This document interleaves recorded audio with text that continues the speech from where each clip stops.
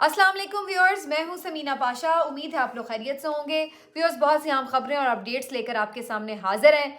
IMF को खत जो लिखना था पीटीआई ने, उसका बहुत चर्चा था और बड़ी तनकीद लिखने से पहले ही शुरू हो चुकी थी। अब ये खत लिख दिया गया, इसका मतन भी सामने आ चुका है। इसके ऊपर डिटेल में आपके सामने चीज़ें शेयर भी करूंगी और अपना एनालिसिस भी आपके साथ रखेंगे कि ओवरऑल जो पाकिस्तान के इंतखाबात हैं उसके बाद क्या पाकिस्तान में किसी किस्म के इस्तेहकाम को बाहर के इदारे किसी भी तरह से देख रहे हैं या नहीं। इस सिलसिले में मूडीज़ की एक रिपोर्ट भी सामने आ चुकी है, ये भी आपके साथ शेयर करेंगे।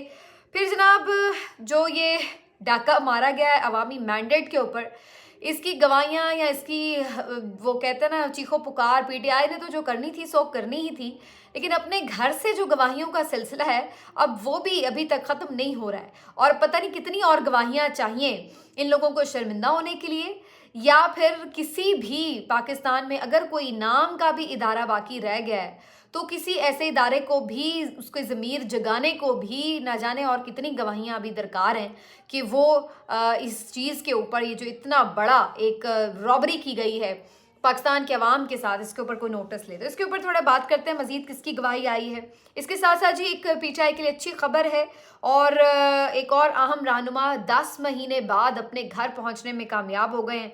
इसके ऊपर आपको डिटेल शेयर करेंगे। फिर नवाज शरीफ साहब ने आज फिर कुछ गुफ्तगू की है, वो क्या कह रहे हैं आपके सामने रखेंगे। जो नशिस्तों का मामला था, मखसूस नशिस्तों का, उसके ऊपर हामिद रज़ा साहब ने बड़ा ज़बरदस्त काम किया, वो भी आपके साथ शेयर करेंगे। और फिर जनाब आपको बताएंगे कि थर्सडे का जो दिन है वो बड़ा इंपॉर्टेंट है दो और मामलात के हवाले से, जिसमें खान साहब से जुड़े अहम मुकदमात की कल समात भी है और इसके साथ साथ पहला कौमी असम्बली का इजलास भी है। तो बड़ा इंपॉर्टेंट है ये दिन, इस सब के ऊपर भी बात करेंगे। आपसे रिक्वेस्ट है कि चैनल को सब्सक्राइब कर लें अगर अभी तक सब्सक्राइब नहीं किया। तो सबसे पहले जी बात हो जाए आईएमएफ को लिखे जाने वाले ख़त की, जिसका मतन अब शेयर कर दिया गया है। ये ख़त रऊफ़ हसन साहब की जानिब से लिखा गया है, जो कि उन्होंने अपने नाम के साथ लिखा है कि इमरान खान साहब के ये तर्जुमान हैं, फाउंडर मेंबर के ये तर्जुमान हैं रऊफ़ हसन साहब, जो कि आईएमएफ को ये ख़त लिख रहे हैं। तो इस खत में उन्होंने जो गुफ्तगू की है उसका लुब्बे लुबाब मैं आपको बता देती हूँ। उसमें उन्होंने वाज़ेह तौर पर ये कहा है कि जो इस वक्त सिचुएशन है पाकिस्तान की इकॉनमी की, उसके हिसाब से हम किसी भी किस्म की कोई रुकावट नहीं बनना चाहते। बेसिकली इस पूरे ख़त में दो बातें बड़ी इंपॉर्टेंट हैं। पहली बात यह है कि उन्होंने ये कहा है कि हम कोई रुकावट नहीं बनना चाहते अगर कोई मुआहदा पाकिस्तान के साथ आईएमएफ का होने जा रहा है, तो ऐसा नहीं है कि हम उसको कोई सबोताज करना चाहते हैं। दूसरी जो उन्होंने इसमें बात की है वो बड़ी इंपॉर्टेंट, कि उन्होंने कहा है कि लेकिन सूरत हाल ये है कि इस वक्त जो पाकिस्तान का ये ताज़ा इलेक्शन है वो एक बहुत कंट्रोवर्शियल इलेक्शन है, जिसमें सिर्फ पीटीआई ही नहीं बल्कि और बहुत सारी सियासी जमातें वो भी ये कह रही हैं कि ये बिल्कुल ठीक तौर पर इलेक्शन नहीं हुआ। सिविल सोसाइटी हो, वकला तंजीमें हो, मीडिया ऑर्गेनाइजेशंस हों, फिर जो इंटरनेशनली इदारे आए हुए थे, जो ऑब्जर्वर्स आए हुए थे, उनकी आप रिपोर्ट्स देख लें तो इन सब की बाद आप खुद अंदाज़ा लगा लें कि ये किस किस्म का इलेक्शन हुआ है। और साथ ही फिर उन्होंने यहाँ पर ये बात मेंशन की कि हम आईएमएफ से कोई ये नहीं चाह रहे कि उनका कोई तहकीकाती अथॉरिटी की तरह का कोई किरदार हो और वो खुद आकर या अपनी टीम भेजकर यहाँ पर कोई इलेक्शन का ऑडिट करें, हम ये नहीं चाहते। बल्कि उन्होंने इसमें जो तजवीज़ दी है वो ये है कि जो फाफिन या पैटर्न की यहाँ पर तंजीमें ऑलरेडी इंटरनेशनल काम कर रही हैं, उन्हीं के तहत जो है इलेक्शन का ऑडिट किया जा सकता है, उनसे रिपोर्ट तैयार करवाई जा सकती है।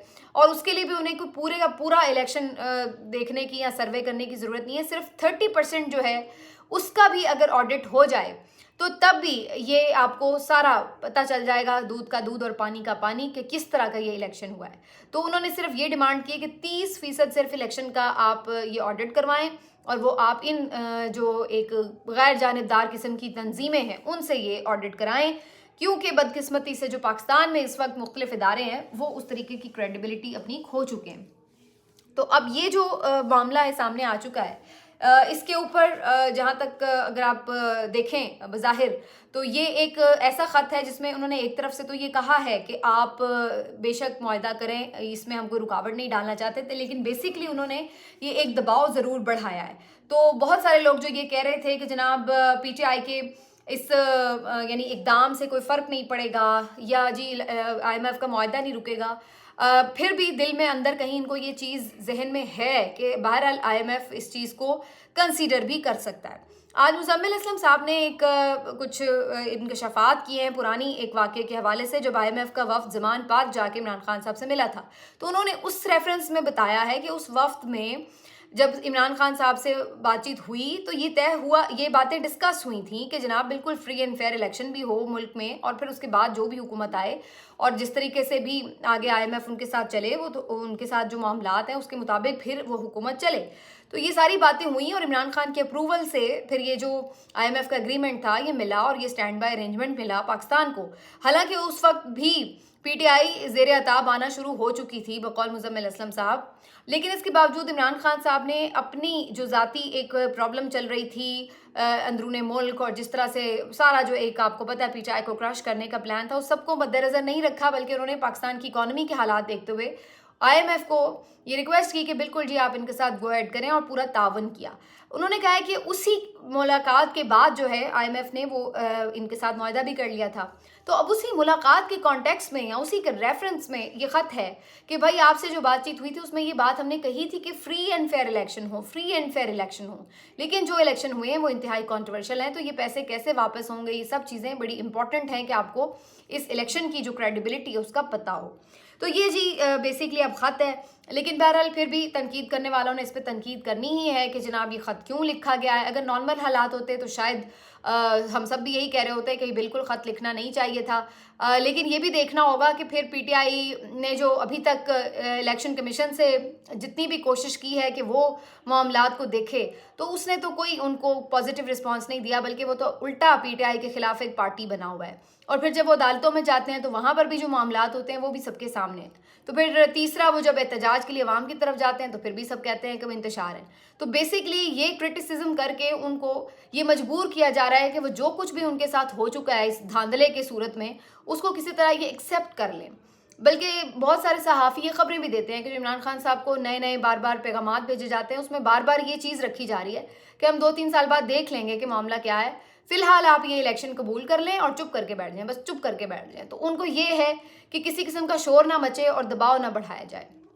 तो इस लिहाज से IMF को ये ख़त लिखना जो है इन सबको बहुत ज़्यादा प्रॉब्लमेटिक इसलिए लगेगा, और इस पर तनकीद भी आप आने वाले दिनों में मज़ीद होता देखते रहेंगे। अब ये आ जाते हैं कि असल में इलेक्शन में हुआ क्या है जिसके ऊपर इतना शोर है। तो वो आप सबको पता है, रोज़ की कहानी है, हमें हर रोज़ एक नए मिसाल से आपको बताना पड़ता है। तो अब एक और नई जो गवाही आई है वो ख़ुद PMLN के घर से आई है, और डॉक्टर निसार चीमा साहब जो हैं उन्होंने 7 न्यूज़ से बात करते हुए इंकशाफ किया है कि उनको भी वज़ीराबाद की सीट के लिए ऑफ़र हुई कि जनाब आप ये सीट तो जीत नहीं रहे हैं, हार चुके हैं, लेकिन हम आपके साथ मामला तय कर लेते हैं, हम आपको ये सीट जितवा देते हैं। उनको ये ऑफ़र आई, लेकिन डॉक्टर निसार चीमा साहब ने कहा कि ऐसे जाली मैंडेट और जाली फतह को वो पसंद नहीं करते और ना उनका ख्याल है कि ऐसा उन्हें करना चाहिए। तो उन्होंने कहा कि मैं अपनी शिकस्त भी तस्लीम करता हूँ और मुझे कोई ऐसी जाली फतह नहीं चाहिए, बल्कि उन्होंने जो यहाँ से PTI के कैंडिडेट जीते थे उनको मुबारकबाद भी दी, चट्ठा साहब के साहबजादे को। तो ये जो मामला है, अब ये एक और गवाही घर से आ गई है कि किस तरह, यानी ये तो चलिए कुछ बाज़मीर थे, या आप समझ लें कि इनमें कुछ कम अज़ कम इतनी अब इसको हम तारीफ़ ही कर सकते हैं कि इतने तो कम अज़ कम इनमें हया थी कि जनाब मैं जीती हुई नशिस्त पे किसी और की क्यों MNA बनूं। तो उन्होंने इसको इनकार किया, लेकिन फिर आप अंदाज़ा लगाएं उन इतनी बड़ी तादाद के लोगों का कि कितनी बड़ी तादाद में फिर PMLN के बेहिस और बेज़मीर किस्म के लोग मौजूद हैं जो कि हराम खाने को तरजीह दे रहे हैं। तो आप अब अंदाज़ा लगाएं कि कल ये सारे लोग किस तरीके से कुरान करीम की आयत के नीचे हलफ भी लेंगे, ठीक है ना, और अल्लाह को हाजिर नाजिर भी वहाँ पे बनाएंगे और फिर उसके साथ वादे भी करेंगे। तो ये लोग हैं असल में किरदार के, जिनका ये किरदार है। तो अब इसके ऊपर अब बंदा क्या बात करे। तो और ये जो कॉल भी किया गया असम्बली का सेशन, ये भी सदर मुमलिकत ने इसकी मंजूरी नहीं दी, उनकी मंजूरी के बगैर ही ये कॉल कर लिया गया है। और अब PTI ने फैसला तो ये किया है कि सेशन में ये शिरकत करेंगे और हलफ भी लेंगे, और उससे पहले इन्होंने एक इजलास भी रखा है जिसमें यही तय किया जाएगा होपफुली कि होपफुली मीन्स के जो एक्सपेक्टेडली कि ये एहतजाज करेंगे और भरपूर किस्म का एहतजाज करेंगे, और इस सिलसिले में ये हिकमत अमली तय करेंगे और फिर उसके बाद इस इजलास में शिरकत करेंगे। तो एक तो ये चीज़ हो गई। अब ये बात आ जाती है फिर सवाल कि फिर इन लोगों को और मज़ीद कितनी गवाहियाँ चाहिए, जब घर के अंदर से भी गवाहियाँ आ रही हैं लेकिन शर्म नहीं आ रही। मसला ये है, अब आपको बताएं कि जनाब जो साहबजादा हामिद रज़ा साहब हैं मखसूस नशिस्तों के मामले पर उन्होंने भी बड़ा ज़बरदस्त काम किया। एक तो उन्होंने वाज़े आके बताया मीडिया के ऊपर कि जी ये ख़त जो था वो क्या मतलब था इसका और क्यों लिखा गया और किस कॉन्टेक्स्ट में लिखा गया। और फिर उन्होंने एक और ज़बरदस्त काम ये किया कि इलेक्शन कमीशन ऑफ पाकिस्तान ने उन्हें जो एक रिमाइंडर भेजा था कि आर्टिकल 206 के ऊपर आपने अमल करना है, वो वाला भी जो ख़त है इलेक्शन कमीशन का वो भी मीडिया में जारी कर दिया कि बेसिकली ये ख़त था कि जी 5 नशिस्तें जो हैं उसकी एक कम अज़ कम टिकट 5% नशिस्तों की टिकट जो है आपको जनरल इलेक्शन के वो पीटीआई की ख़वातीन को मतलब देने हैं। लेकिन कैसे बाद में चीफ इलेक्शन कमिश्नर साहब ने उनके जो जवाबी ख़त को इस तरह इस्तेमाल किया कि जैसे ये मखसूस नशिस्तों की बात हो रही है और उसमें उन्होंने ये लिख दिया कि जी हमें तो चाहिए ही नहीं, हम तो हिस्सा ही नहीं ले रहे। तो चीफ इलेक्शन कमिश्नर साहब की बदनीयती यहाँ पर इस वजह से भी जाहिर हो रही है कि उन्होंने ये ख़त का जिक्र भी किया, उसको लहराया भी, लेकिन बैरिस्टर अली ज़फ़र साहब को ये ख़त हैंड ओवर नहीं किया। बैरिस्टर अली ज़फ़र साहब ने दौरान समाज जो रिपोर्टर्स मौजूद थे उनके बकौल 2-3 दफ़ा उनसे मुतालबा किया कि ये ख़त उन्हें दें, वो पढ़ के देखें तो सही कि आखिर क्या लिख दिया हामिद रज़ा साहब जो सुन्नी इत्तेहाद काउंसिल के सरबराह हैं उन्होंने। लेकिन वो ख़त उनके हवाले नहीं किया गया और बाद में जब ये ख़त मीडिया पर आया तो फिर सारा भांडा खुला कि असल में बात ये थी कि ये तो मखसूस नशिस्तों की बात ही नहीं हो रही। तो इसी से ही आप अंदाज़ा लगा लें कि कितना ईमानदाराना किस्म का जो है हमारा इलेक्शन कमीशन ऑफ पाकिस्तान है और किस तरह ये यानी अब इसमें दो ही बातें हो सकती है ना, या तो ये आपकी नाअहली है, आपको इलेक्शन एक्ट का पता ही नहीं है कि जो इलेक्शन एक्ट का 206 है वो आखिर किस चीज़ से डील कर रहा है, ठीक है, और या फिर इसमें आपकी बदनीयत है कि आप जानते हैं कि वो किस चीज़ से डील कर रहा है लेकिन जानबूझ के आप एक चीज़ को गलत अंदाज से सिर्फ यूज़ कर रहे हैं ताकि पीटीआई को मखसूस नशिस्तें ना देनी पड़ें। ये है इसका लुब्बे-लुबाब। इसके अलावा तीसरा इसका कोई मतलब नहीं निकलता। अब आ जाते हैं जी इस बात के ऊपर कि ये सब कुछ भी हो रहा है और फिर भी नवाज शरीफ साहब का रोना धोना ख़त्म नहीं हो रहा। आज भी जो उन्होंने बातचीत की है पार्लिमानी पार्टी के इजलास से, तो वही जी मुझे क्यों निकाला, किसका नुकसान हुआ, वही रोना धोना। मतलब यार ये बंदा कब खुश होगा? हर चीज़ कर दी गई है, जाली मैंडेट भी दे दिया गया है, फिर भी उनका रोना धोना ख़त्म नहीं हो रहा। तो ये एक अपने ही लेवल का अजीब रोना धोना है जो न जाने किस बात से ख़त्म होगा। मेरी तो समझ से बात बाहर है। हर चीज़ कर दी गई है, सारे मुकदमे ख़त्म कर दिए, जेलों से सब बाहर निकल आए, प्रोटोकॉल मिल गए, जाली मैंडेट दे के इक़्तिदार बनवा दिया, बेटी को वज़ीर आला बना दिया जो कि अपनी सीट भी नहीं जीत सकी। उसके बावजूद इस शख्स का रोना धोना ख़त्म नहीं हो रहा कि भाई मेरे साथ बड़ा जुल्म हुआ। अब न जाने और पता नहीं क्या चाहते हैं। उमर डार साहब जो हैं पीटीआई के लीडर भी हैं और रेहाना डार साहिबा के बेटे हैं, उस्मान डार के भाई हैं, वो 10 माह बाद जो है अपने घर पहुंच गए वापस। और ये एक लंबी रूपोशी थी बेसिकली जो उन्होंने ख़त्म की और फिर उसके बाद जब वो रूपोशी में के दौरान ही पुलिस ने उन्हें गिरफ़्तार कर लिया था और उसके बाद फिर तकरीबन 2-1 महीने से वो गिरफ़्तारी में थे। अब ना जाने पिछले किस दिन उनकी बेल हुई है, ये ख़बर कुछ मेरी नज़र से गुजर नहीं सकी। तो अब ख़बर ये आई है कि उनकी बाकायदा रिहाई भी हो गई, तो आज वो 10 महीने बाद घर पहुंचने में कामयाब हुए हैं। अच्छा, अब बड़े खुशी के मनाजिर थे, ज़ाहिर है इनके घर जब ये पहुंचे हैं तो इनके यहाँ पर सब लोग मौजूद थे और मज़े की बात है कि इतनी सारी तकालीफ पीटीआई का साथ देने की वजह से आई, लेकिन उसमें हुआ क्या, साथ तो उन्होंने फिर भी नहीं छोड़ा। आज भी जब वो पहले ही दिन अपने घर आए तो पीटीआई का झंडा उनके हाथ में था। फिर अपनी माँ को वो मिले और खराज तहसीन भी पेश किया और बाकी सब भी, तो काफ़ी यहाँ पर नारे वारे भी उन्होंने फिर इमरान खान के ही लगा दिए। तो फ़ायदा क्या हुआ इतनी उनके ऊपर जो आपने मसाइब के पहाड़ तोड़े। वैसे ये सब जो अपनी जगह, लेकिन उसमें जो इनकी वीडियो है ना वो बड़ी मज़े की है। ऐसा मुझे लग रहा था कि मैं को पंजाबी फिल्म देख रही हूँ क्योंकि जो उसका अगर आप वो वीडियो देखें ना तो बड़ी मज़ेदार से, एक तो वो पंजाबी में वो जिस तरह आते हैं ना वो गंडासा स्टाइल में ये, और डायलॉग भी हो मेरी माँ ने इंज तो ये वो शेरनी मेरी माँ, तो वो बड़ा लगा।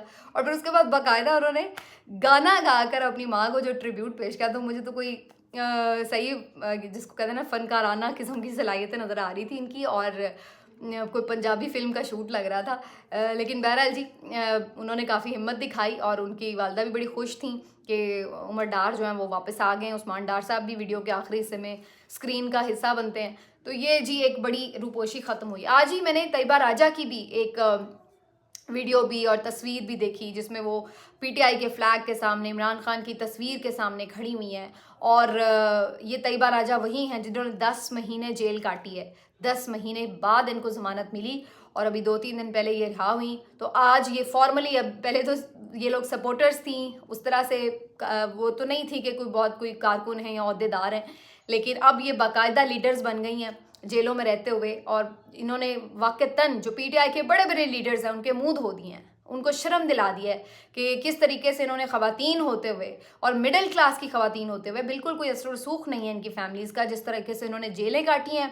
और फिर भी जो भी कोई इनसे अगर ये चाहता था कि इमरान खान के खिलाफ गवाहियाँ दें या कोई पीटीआई के खिलाफ बोलें, तो इन्होंने उसके ऊपर कोई बुज़दिली नहीं दिखाई, बल्कि अपने कॉज के साथ वो डटी रही हैं कि हम झूठ नहीं बोलेंगे और साथ नहीं छोड़ेंगे। तो आज अब ये बाकायदा पीटीआई में शामिल हो गई हैं और इनकी तस्वीर देख के मुझे याद आ रहा था कि ये बहादरी असद उमर ना दिखा सके, ये बहादरी अली जैदी ना दिखा सके, ये बहादरी इमरान इस्माइल ना दिखा सके, ये बहादरी और कई पीटीआई के रहनुमा नहीं दिखा सके जो इन ख़वातीन ने दिखाई है। और आज ये ख़वातीन किधर खड़ी हैं और वो लोग किधर खड़े हैं, आज मुंह छुपाने की जगह नहीं। कहाँ है परवेज़ खटक, कहाँ है आपका जहांगीर तरीन, कहाँ है आपका अलीम खान, कहाँ है ये सब? चेहरे दिखाने के काबिल नहीं है ये लोग। लेकिन वो लोग जो के साथ रहे हैं आज सीना चौड़ा करके अवाम में जाते हैं और अवाम इनके ऊपर फूल निछावर करते हैं कि ये इन्होंने अपने कॉज के लिए जेलें काटी हैं, कुर्बानियाँ दी हैं, अपने घर तुड़वाए हैं, अपने कारोबार बंद करवाए हैं और कुछ लोगों ने तो इवन जाने तक कुर्बान की हैं। तो बहरहाल जी, ये फ़र्क है। जहां हम उन तमाम लोगों को पीटीआई के ये बात करते हैं कि जी वो बड़े बुज़दिल निकले हैं, तो वहीं इन लोगों को भी देखना पड़ेगा कि जिन्होंने तारीख़ की मिसालें कायम की हैं, इतना साथ दिया अपने लीडर का। तो ये भी बहरहाल तारीख़ का हिस्सा है, इसको भी ये मेरा ख्याल है कि साथ में डिस्कस करने की ज़रूरत है।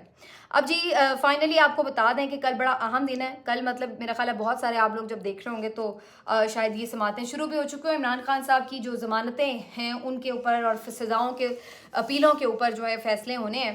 और इस सिलसिले में जो पहली इब्तदाई समातें हुई थी, फ्रीकैंट को नोटिस जारी किए गए थे और थर्सडे को उनसे जवाब मांगा गया था। इस सिलसिले में अब ये कार्रवाई आगे बढ़ेगी। आमतौर पर कानूनी माहिरीन का कहना होता है कि पहले ही एक आध समात में ऐसे फैसले मुअत्तल हो जाते हैं जिनमें इतने बड़े टेक्निकल लूप होल्स हों, कानूनी प्रोसीजर को फॉलो ना करते हुए अगर कोई भी केस चलाया गया हो, तो इस बुनियाद के ऊपर पहली ही समात में ये केस उड़ जाते हैं और सज़ाएं मुअत्तल हो जाती हैं। लेकिन चूंकि ये इमरान खान साहब का मामला है तो इतनी जल्दी तो मुझे नहीं है मेरा ख्याल कि कल ही सज़ाएं मुअत्तल हो जाएंगी। लेकिन ये है कि ये आगे कुछ अरसे में ये सज़ाएं ख़त्म होने का चांस है। अब उस वक्त तक मेरा ख्याल है ये सज़ाएं बहरहाल होंगी जब तक कि किसी अगले केस में उनकी कन्विक्शन ना हो। इसके अलावा इद्दत के निकाह केस में भी उनकी अपील जो है वो लगा दी गई है थर्सडे को, ये सेशन कोर्ट में। तो अब ये इस लिहाज से बड़ा इंपॉर्टेंट दिन है कि खान साहब जो हैं इनको कितना रिलीफ मिलता है या नहीं। और इब्तदाई समातों से कम अंदाज़ा ज़रूर हो जाएगा कि जज साहिबान के रिमार्क से और उनके जो आप कह लें कंडक्ट से पता चल जाएगा कि ये केसेस जो हैं वो किस तरफ जा रहे हैं और इनका फ्यूचर क्या होने वाला है। ये सब जी इसमें अपीलों में वाज़े हो जाएगा और फिर आगे हम ये देखेंगे कि खान साहब जो है वो क्या हिकमत अमली बनाते हैं एहतजाज के लिए। क्योंकि ये ख़बर दी है शहजाद अकबर साहब ने कि जो लास्ट मुलाकात हुई है खान साहब से मुख्तलिफ लोगों की, उसमें उन्होंने 2-3 चीज़ों पे नाराज़गी का, गुस्से का इजहार किया है। एक तो इस बात के ऊपर कि एहतजाज उस तरीके से नहीं किया गया जिस तरीके से करना चाहिए था सड़कों पर, और दूसरा ये भी कि पंजाब असम्बली के भी इजलास में जैसे इन्होंने बिल्कुल खाली मैदान छोड़ दिया, इस पर भी उन्होंने भी गुस्सा किया जैसे अवाम ने गुस्सा किया।